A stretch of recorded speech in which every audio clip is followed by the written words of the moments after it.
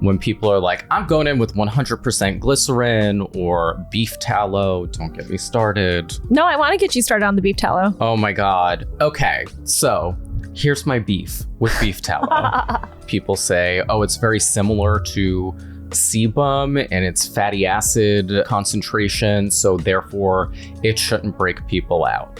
I have news for you. Look at people with acne. What oil is breaking them out? Sebum. So if you're putting something that's like sebum on the skin in somebody who has acne, like, it will break them out too. Welcome to Glowlab. We're gonna have a lot of fun and learn a lot together. Hi everyone, if you've been watching or listening to my podcast called My Life Online, we've decided to now change the name to Glowlab. We're rebranding the show and it's just gonna get more fun, and we're gonna have lots of different experts in a wide array of different topics and categories. So from here on, welcome to Glowlab.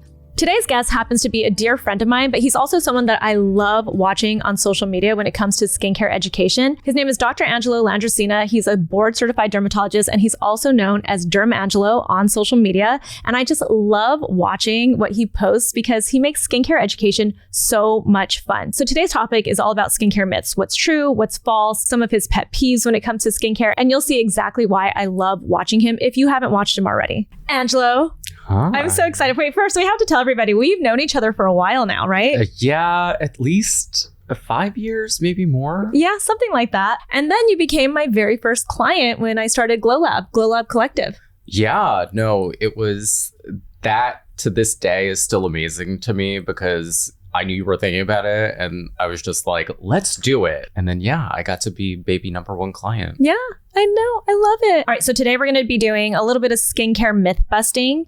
But before we get into that, let's chat a little bit about your profession, because I feel like the funny thing that I always see on social media is that people don't believe that you're this board certified dermatologist. Yeah. I guess partially because you look so young, which is a good thing. Forever young. And also because you are quirky. I think that people like just see you as maybe a content creator, and then you say that you're a dermatologist and they're like, what? Yeah, no, that's so funny. I think people don't realize that, you know, doctors are humans. And I think that sometimes people get caught in this whole like professionalism trap where they're like, you know, I have to conduct myself a certain way at all times, or people won't take me seriously if I, you know, show that I have like a more human side or a sense of humor.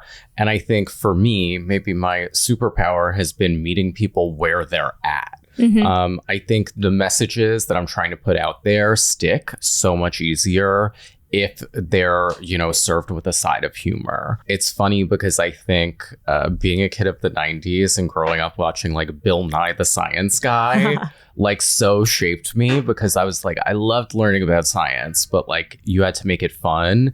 And I mean, for adults, it's the same thing. Like learning about their own personal health is way easier for them if it's done in a way that's entertaining. I'm a board certified dermatologist.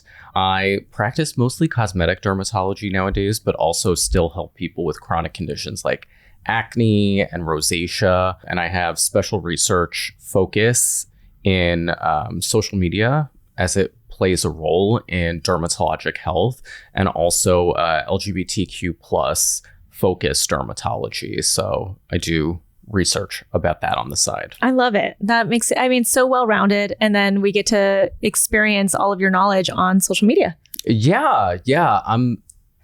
I always say that dermatology is such like a customizable career. So I don't know, some of us are like cutting out skin cancer all day. Some of us are doing educational content and research. I'm just like really grateful to be where I'm at. So yeah. One of my favorite things that you do on social media is you essentially are doing reaction videos on all of these. I mean, there's so much, it's like never ending content, right? There's so much happening. So what are your biggest pet peeves that you see on social media when it comes to skincare? I think that integrating affiliate revenue has kind of destroyed some of the social media platforms, just because, as I say, people get up on the internet and lie every single day for a living. And so when it comes to, affiliate driven videos, people will say anything. And I think especially now, I've seen more of a focus on supplements.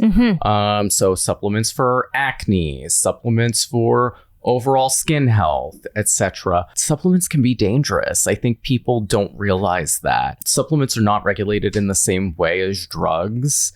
And, I was highlighting the other day in a video a supplement that's targeted at people with acne that has like super high doses of vitamin A. And there was a video I reacted to where a woman said she ended up in the hospital with liver damage because of vitamin A toxicity after taking those supplements. Wow. So I don't think that people realize that, the data isn't necessarily all there on these things, and people are incentivized to just say whatever in order to make a sale. And it's sad because those affiliate links get you anywhere from a few cents to maybe $5 per sale. So it's is it really worth putting out disinformation and potentially harming other people? Yeah. For $5? I mean, for these people, apparently it is worth it. Aside from the whole supplement industry and affiliate revenue and things like that, I think people kind of overcomplicate things a little bit too much. I've always been a proponent of what I call the intentional approach to skincare. So for every product in somebody's routine, they should know why it's there. It needs to serve a purpose. And if it's not serving a purpose, you have to ask yourself why you're using it. There's so much on the market right now. There's so many new flashy products coming out basically every day now. So it's easy for people to get swept up into buying just more and more stuff rather than actually looking at their skin and seeing what they need. So, if I come across a skincare routine that's I don't know, some of them are my 25-step night routine. Firstly, who has the time? I do. I don't know how you have the time. I don't have the time. I can't do it. It's just one of my favorite things to do. So if I can get a really indulgent skincare routine, and sometimes it's not even the products. It's then I'm doing I've been using the Zip, for instance, for the nano current, right? That kind of thing. Get my LED mask on. So all of that will turn into a long process. But as a mom, when I get this alone time at night after I put the kids to bed and stuff, this is when it's one of the only ways I'll shut off. Ooh. Yeah, it could definitely be something that's relaxing. I think maybe where people get into more trouble is using many different products that have irritating ingredients. Actives. Yeah. So, there's definitely an approach to using more hydrating, soothing products versus, I don't know, some of these people's routines that I see where they're every day they're using 4 exfoliants. I'm so unnecessary. Yeah, maybe some people's skin can handle that, but for the vast majority of people, that's not going to be the case. And if you have duplicate products in there, ingredients, if you're using one product that has salicylic acid in it and then a second one that has salicylic acid in it, exactly, and then 4 that have niacinamide in it, it's why? Yeah, because in most cases, the concentrations of these ingredients where we see benefit in the data is not super high. So yeah, to your point, using salicylic acid 4 times in one routine, it's probably not going to do somebody any more good than just, using that 2% solution once. Yeah. And you know what I point out to people also as a brand founder, right? A skincare brand founder, I tell people all the time, one of the biggest challenges we have when we're formulating products is trying to figure out how it's going to penetrate the skin enough, just that first layer of skin to be able to give you the benefit that we're going to try to claim it does. And so if you're adding all these different products on top, your skin can only handle so much. And when I say penetrate, it's truly not going to penetrate very deep for the most part. Yeah. And so, if you're adding all these products, your skin can only absorb so much of it. So you're only getting so much benefit. Yeah, exactly. It's not putting a megadose on is necessarily going to push it further in. Yeah. And I think people don't realize that either. And then the more, you were saying, it can definitely start to just irritate your skin. Yeah. Sometimes I feel like being overly hydrated, if your skin just remains wet, that's not a good thing either. You know what? Water is an irritant. Yeah. People only realize that in really extreme cases. I don't know if we're going to get gross right now. Get gross. Look up trench foot Trench foot. Okay. Yeah. I don't know why it came up online recently, but this was a condition that first came up during World War One, when soldiers were in these like wet trenches for days and days at a time. Cold and wet conditions for extended periods. Okay. Yeah. So yeah, actually water can be an irritant. How do you fix trench foot? Gentle rewarming of your foot. I love Google. Hilarious. Yeah, I mean, people don't realize that. I think the thing I tell people when they're like, oh, you know, like I wash my face several times a day and I don't know why it's so dry. I'm like, well, think about like when you lick your lips and then you don't keep putting an occlusive on top, it gets dried out. Or when you're in the bath for too long or a jacuzzi or something and your fingers get pruny, the same thing can happen to your skin on your face and on your body if you're constantly wetting, right? Absolutely. I think also like a good point to go along with that people don't realize is like moisturizers are very well composed because they have different types of ingredients, like a humectant that holds onto water and an occlusive that's going to help lock it in, and then emollients to soften the skin. So that's why when people are like, I'm going in with 100% glycerin or beef tallow, don't get me started. No, I want to get you started on the beef tallow. Oh my God. Okay, so here's my beef with beef tallow. It's not the like crazy amazing skincare product that people think it is. Of course not. Just because all it has in it is lipids, it's oils. So there's a reason that we don't just moisturize with oils. Facial oils exist, but they're not good moisturizers because, to my point before, a good moisturizer is going to be composed of different kinds of ingredients that take a different approach to holding water in the skin. Oils can be a little bit occlusive, but they're mostly emollient. They just soften the skin. So I've said to people, it's not that I think that it's awful. It's just that I think it's not what people say it is, and it's not all that one would need. Yeah. Another claim that I hate about it is that people say, oh, it's very similar to sebum and its fatty acid concentration, so therefore it shouldn't break people out. I have news for you. Yeah. Look at people with acne. What oil is breaking them out? Sebum. So if you're putting something that's like sebum on the skin in somebody who has acne, like it will break them out too. Like that just doesn't make any sense. But the larger issue here is that I feel there are certain wellness trends, including, you know, the beef tallow moisturizer thing, that really kind of hold a place on this railroad to like Maha thinking and kind of conspiracy theories and people turning away from science, thought, truth. Yeah. So, you know, I know not everybody who uses beef tallow feels that way, for sure. Like, I've had some people in my comments just be like, I like using it, but I believe in science. Yeah. Which I'm like, great for you. But it's not what people think it is. Yeah. And to that point, again, going back to when we're formulating products, we could use beef tallow as an ingredient in a really nice moisturizer. But like you said, it would be composed of other ingredients that would make it a more complete product. It's kind of like you can have beef tallow and drink it. Will it give you some fatty concentration, maybe like moisturize some of your organs or something when it's going down? Maybe, right? But you could also use beef tallow as the grease that you use to make your food, and the food will taste a lot better if it's all composed together. Yeah, it's perfect for a French fry, apparently. Yes. So, yes, exactly. Lard. That's what beef tallow is. It's lard.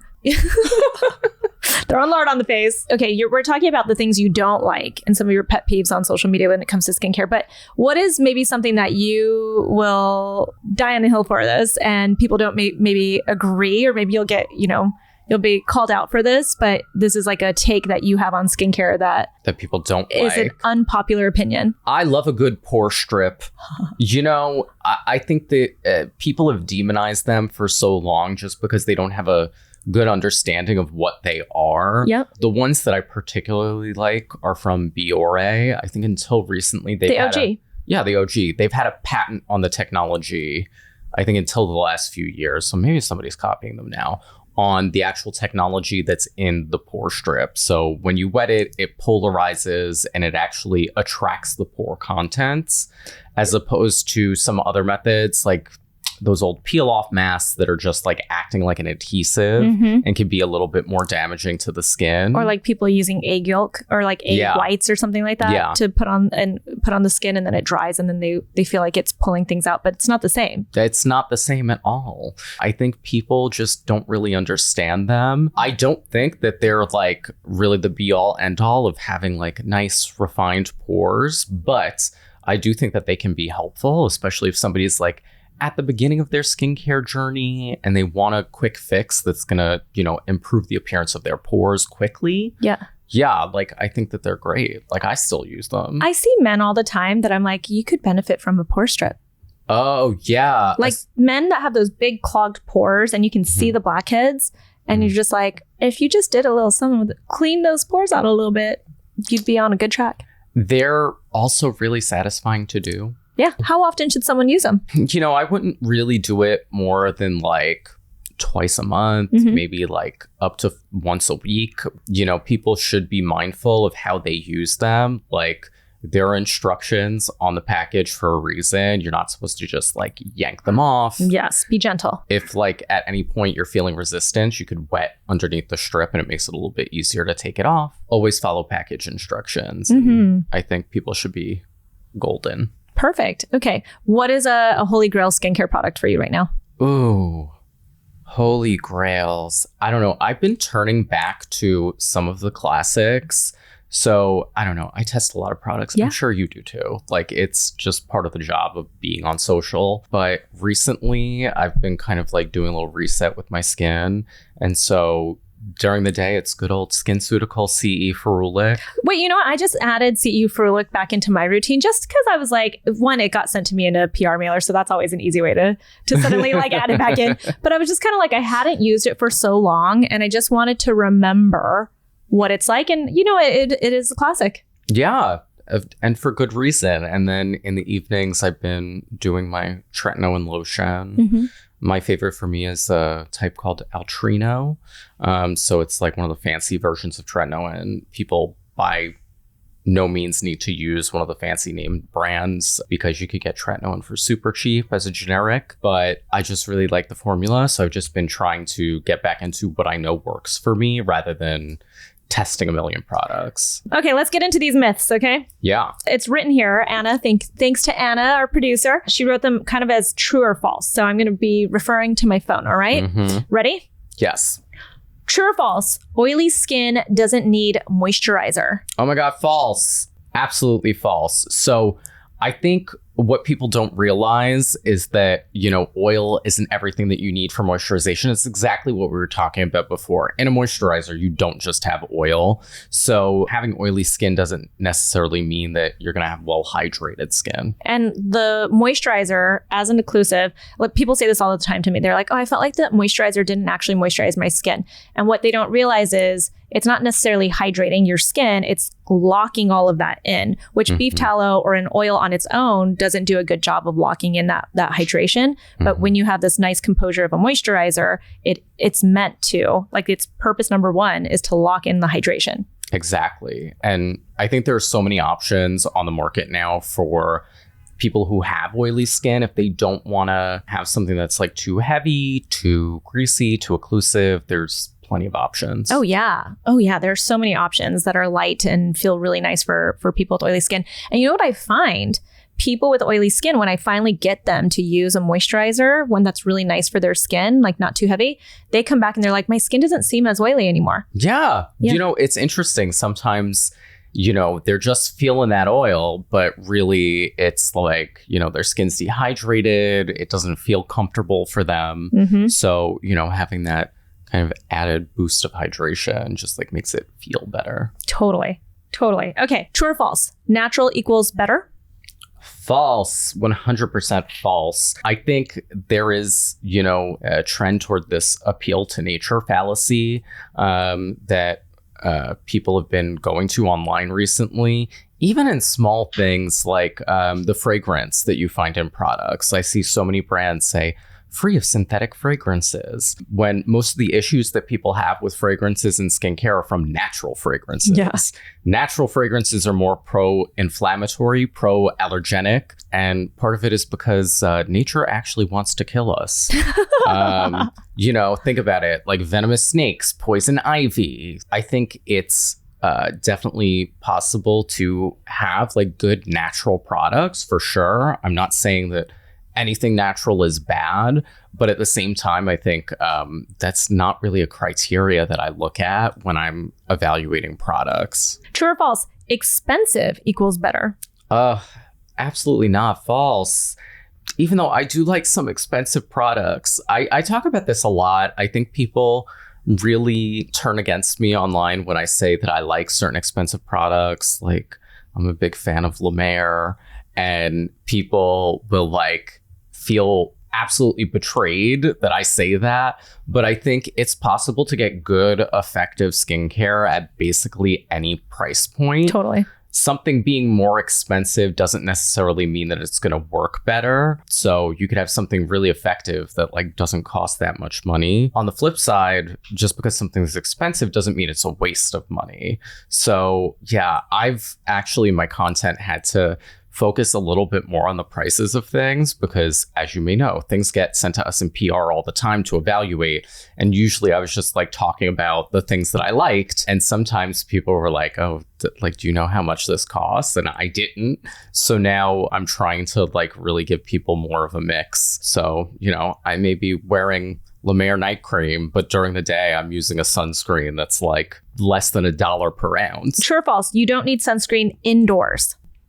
I would say true false on that. True false. Okay. Okay. So this is something that a lot of people don't realize. So UVA rays pass through window glass. In general, when thinking about UV exposure from the sun, UVB rays can be thought of UV burning and UVA rays as UV aging.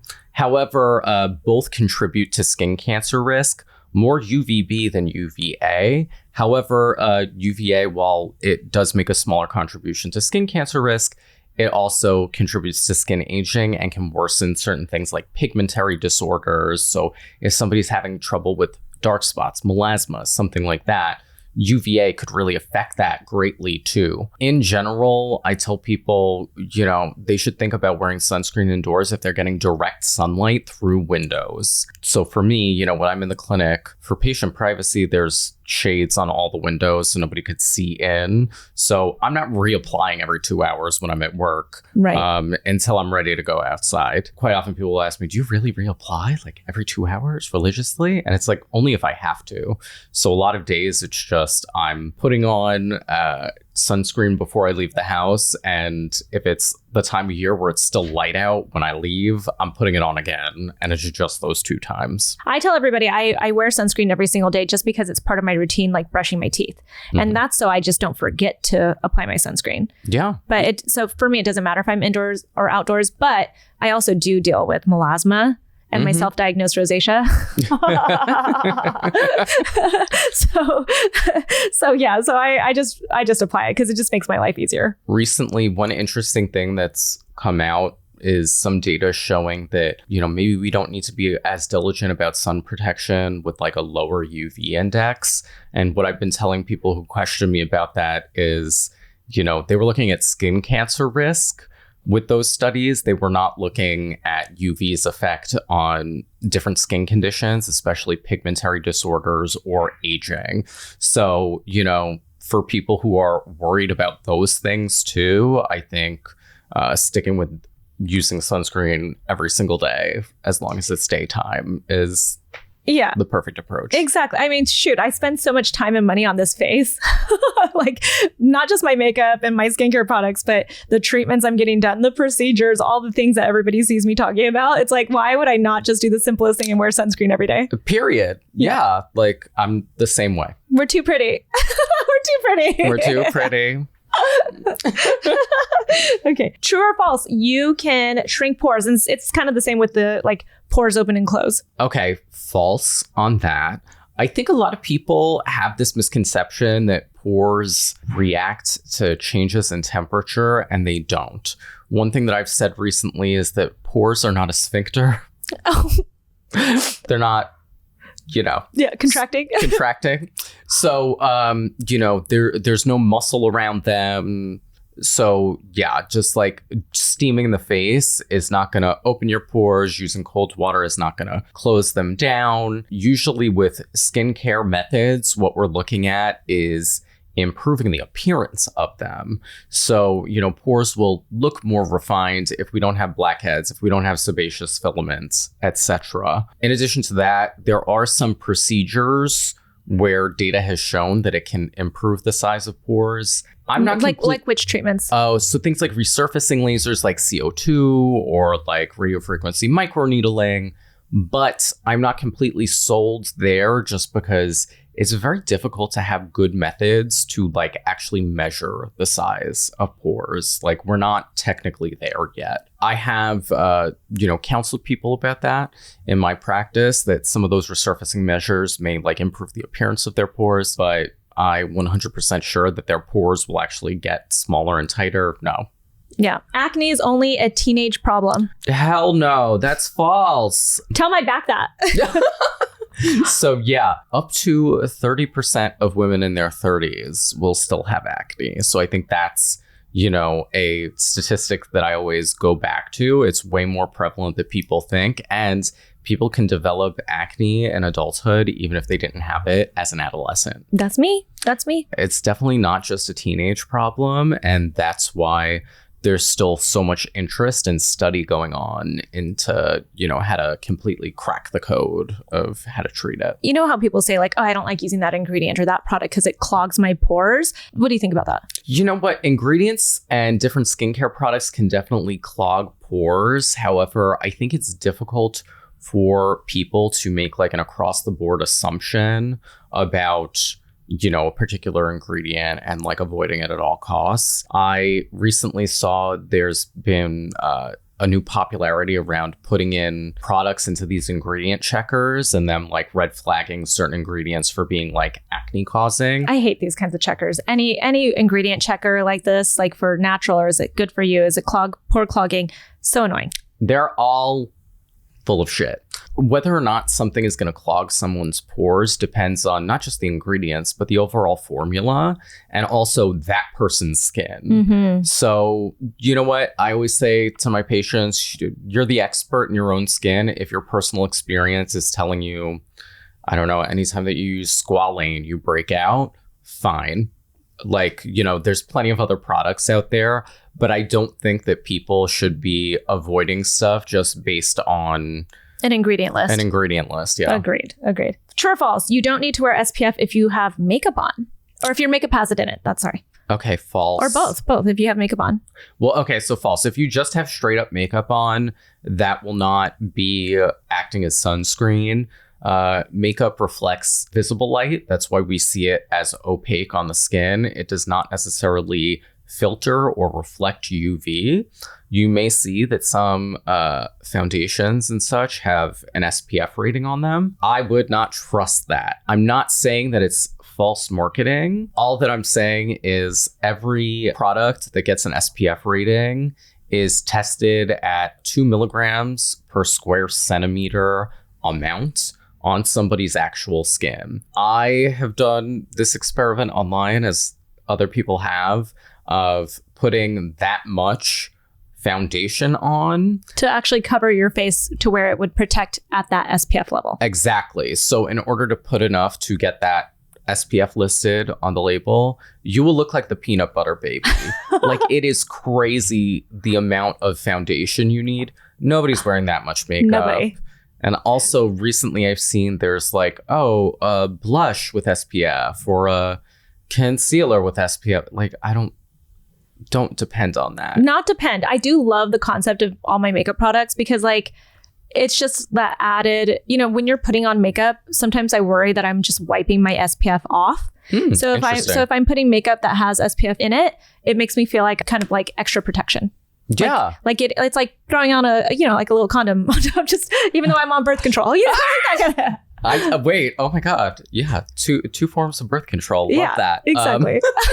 To protect against skin cancer. Yeah, But exactly. yeah, no, I mean, I would like to actually see more studies looking at, preservation of like sunscreen efficacy when people are putting on makeup, just because we don't have enough data about it. We don't. And I can't ever tell anybody with certainty because people do ask that hard question in my comments and stuff. They're like, but if you're applying makeup, what's the difference? And you're just like wiping it all off. And I'm always like, well, I'm trying to blend lightly. I'm tapping and patting and trying to just make sure I'm not disturbing the sunscreen that I have underneath. That's a great approach. I think another thing that people don't recognize necessarily is like giving the film time to form and like really letting their sunscreen dry down before they go on to the makeup step, I think could help a lot. A big part of sunscreen formulas that help them achieve their efficacy is film formers. So like being able to form an even layer over the skin. So I think allowing it to dry out really helps that,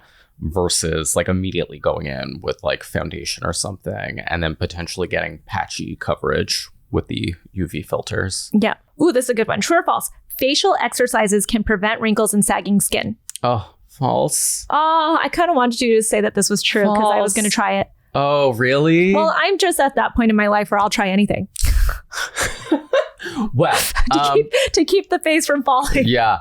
So it's funny, like a lot of these facial exercises that I see out there, like people are calling them face yoga, which it has nothing to do with yoga. They're doing repetitive facial expressions. So you could probably be giving yourself expression lines, right? Which is going to make people look older. So I don't get it. I think, the amount of exercise that you're going to have to do with some of these muscles to really get them to hypertrophy is a lot. So, what is the potential benefit and how could we maybe better spend our time? I think also sometimes some of these exercises that I've seen people do could like cause problems, like people trying to hypertrophy their masseter muscle in order to like lift their jowl. We actually have to treat that in some people because if that muscle gets very strong, like you could start grinding your teeth in your sleep or really clenching your jaw, and that could lead to jaw pain, tooth damage, headaches. So yeah, I know. But, I will say I've been hitting the gym hard and I can see such a difference with my body now that I'm getting muscles. Like I feel like the skin on my body looks better. I'm filling out my clothing better, all of that kind of stuff.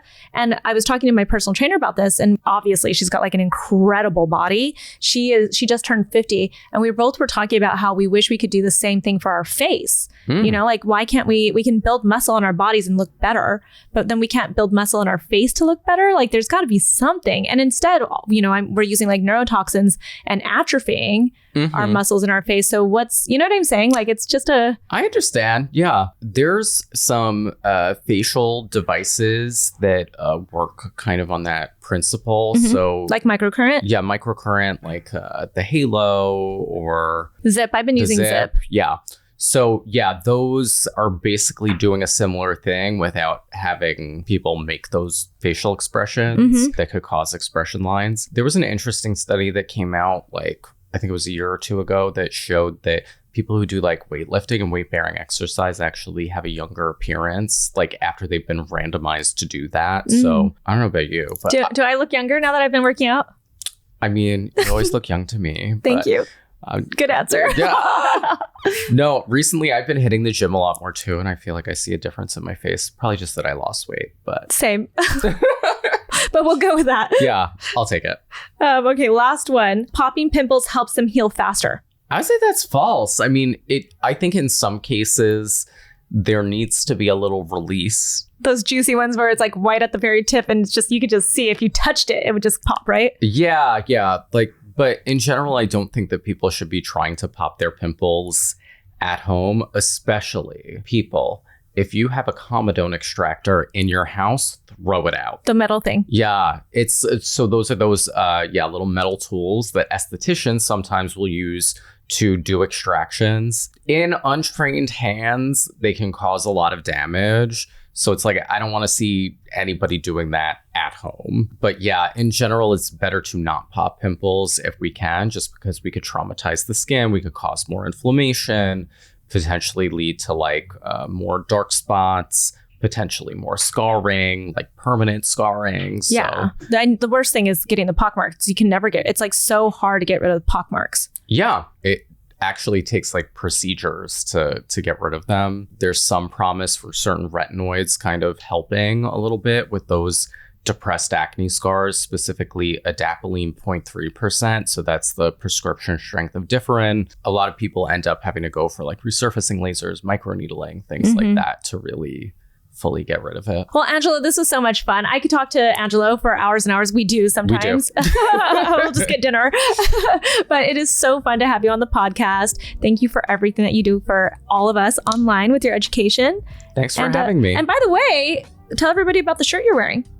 Yeah, this is one of the pieces for my new sun protective clothing line, Sol A, which you could look for this summer, July. I'm excited about it. Angelo has been talking to me about this concept for a couple of years now, about wanting to create UV protective clothing that isn't ugly, that actually has style and function to it. And I'm so excited to get my hands on it. Oh yeah, you'll be one of the first. I love it. I'm so excited. Privileged. Love it. Thank you, Angelo. Thank you. Thanks for tuning into this episode of Glowlab. If you enjoyed the show, make sure you follow, rate, and also share it with a friend because we want to keep this show going. I'll talk to you next time.